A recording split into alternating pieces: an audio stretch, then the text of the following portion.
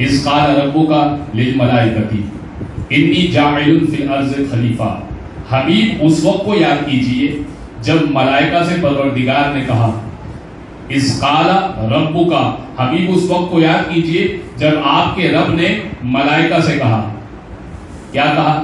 اسجدوا لآدم، آدم کو سجدہ کیجئے. فسجدوا الا ابلیس، سب نے سجدہ کیا سوائے ابلیس کے.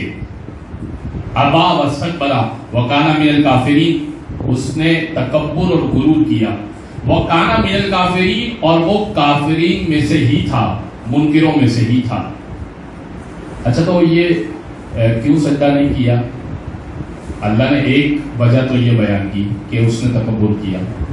ایک اور مقام پہ قرآن نے حضرت آدم کو سجدہ کرنے کی وجہ کچھ اور بیان کی ہے. وہ سنیے گا انشاءاللہ، خدا نے چاہا میں اب تک پہنچا پاؤں گا امام حسین کے صدقے میں.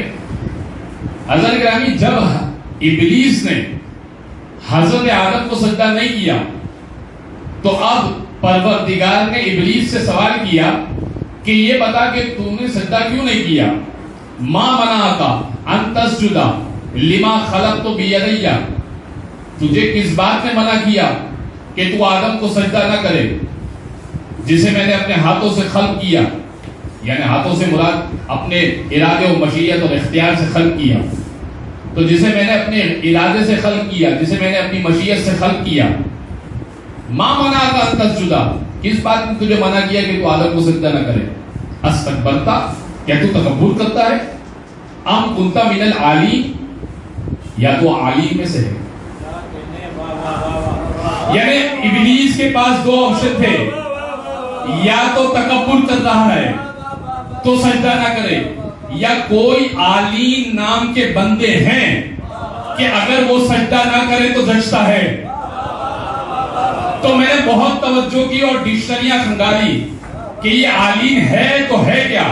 تو عالین مجھے پتا چلا کہ یہ علی کی جمع ہے عالین. علی کی جمع ہے عالین. گویا کہ کچھ لوگ تھے جو اتنے بلند مرتبہ تھے کہ اگر وہ سجدہ نہ کرتے تو جچتا. اگر تو تکبر کرتا ہے تو سجدہ نہ کر، یا عالین میں سے ہے تو سجدہ نہ کر.